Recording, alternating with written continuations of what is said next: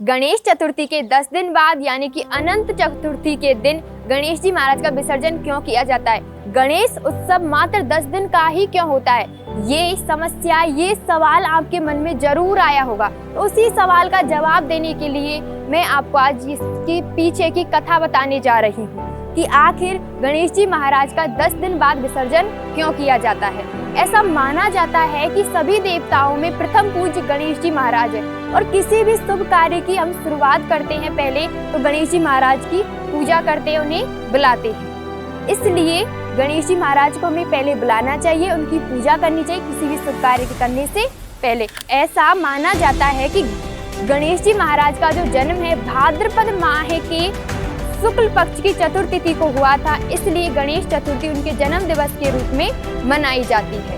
इसके पीछे की जो कथा है वह महाभारत से जुड़ी हुई है। लेकिन आखिर गणेश चतुर्थी मनाते तो चतुर्थी के दिन है, लेकिन 10 दिनों बाद विसर्जन क्यों करते हैं? उनके ज्यादा दिनों बाद भी तो कर सकते हैं, लेकिन इसकी जो कथा है वो महाभारत से जुड़ी हुई है। ऐसा माना जाता है कि वेदव्यास जी ने गणेश जी महाराज का आवाहन किया था महाभारत लिखने के लिए और 10 दिनों तक गणेश जी महाराज ने महाभारत को लिखा और उसके बाद सरस्वती नदी में स्नान किया था। चतुर्थी के दिन गणेश जी महाराज की स्थापना की जाती है, अनंत चतुर्थी के दिन उनका विसर्जन किया जाता है। तभी से हमारे देश में गणेश चतुर्थी और अनंत चतुर्थी का उत्सव मनाया जाता है। कई लोग जो है गणेश चतुर्थी को हालांकि 1.5 दिन के लिए गणेश जी महाराज की स्थापना करते हैं, कहीं 3 दिन के लिए गणेश जी महाराज की स्थापना करते हैं, कहीं 5 दिन के लिए करते हैं, तो कहीं 7 दिन के लिए करते हैं, तो कहीं पूरे 10 दिन के लिए करते हैं।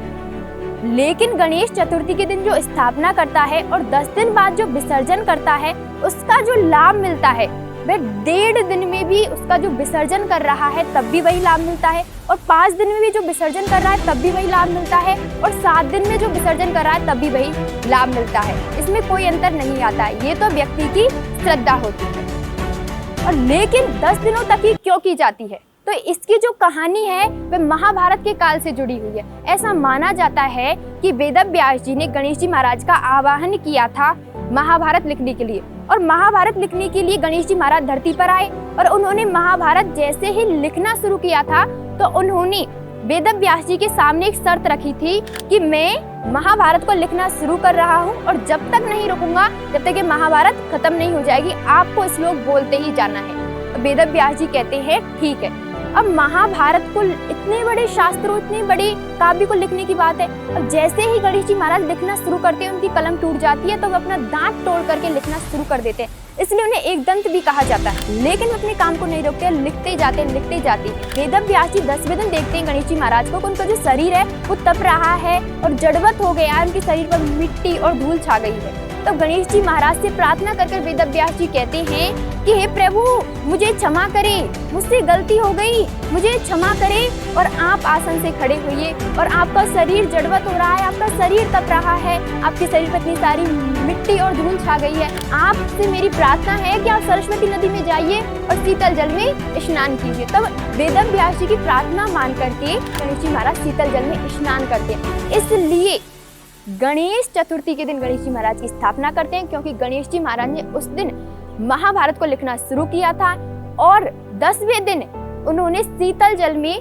स्नान किया था सरस्वती नदी में, इसलिए उनका 10वें दिन विसर्जन किया जाता है। ऐसा माना जाता है कि जो गणेश जी महाराज की स्थापना करता है और उनका विसर्जन करता है, गणेश जी महाराज उसमें स्वयं तो विसर्जन होते ही मतलब अपने आप को शीतल करते हैं और सामने वाले व्यक्ति जो उसका विसर्जन करता है उसे भी शीतल कर देते हैं, उसके भी ताप को संयमित कर देते हैं। 10 दिनों का जो गणेश उत्सव होता है उसमें गणेश जी महाराज हमें सीख देते हैं, आप अपने मन को संयमित रखें, एकत्रित रखें और जिस काम को आप शुरू कर रहे हो उसको आप तभी खत्म करें जब आप मंजिल तक पहुंच गए हो। ये जो गणेश चतुर्थी है हमें जीवन जीने की सीख देती है कि आखिर आप जीवन कैसे जिए, आखिर आप जीवन कैसे जिए, आपको जीवन जीने का तरीका बताती है। हम गणेश चतुर्थी से सीख ले सकते हैं कि हमें हमेशा खुश रहना चाहिए। हमारे जो जीवन का वो मूल उद्देश्य है, सनातन धर्म का मूल उद्देश्य है, वो है आनंद को खोजना। मतलब कैसी भी परिस्थिति हो, जैसे हम गणेश जी महाराज को अपने घर लेकर आते हैं, उनकी स्थापना करते हैं, उनका विसर्जन करते हैं, तब तीनों परिस्थितियों में उनके जब लेकर आते हैं अपने घर और उनकी जब स्थापना करते हैं, उनका विसर्जन करते हैं, तीनों परिस्थितियों में उल्लास के साथ रहते हैं, खुशी के साथ रहते हैं। उसी प्रकार व्यक्ति को चाहे जिंदगी में सुख है चाहे दुख है, कैसी भी परिस्थिति है, हमेशा खुश रहना चाहिए, आनंद को खोजना चाहिए, हर परिस्थिति में समान रहना चाहिए। और दूसरी सीख हमें गणेश चतुर्थी के पर्व से यह मिलती है कि जैसे हम गणेश जी महाराज को अपने घर लेकर आए, उनकी स्थापना की और उनका विसर्जन किया, उसी प्रकार जो व्यक्ति है वह संसार में आता है और रहता है और चला जाता है। इस संसार में आता है और रहता है और चला जाता है।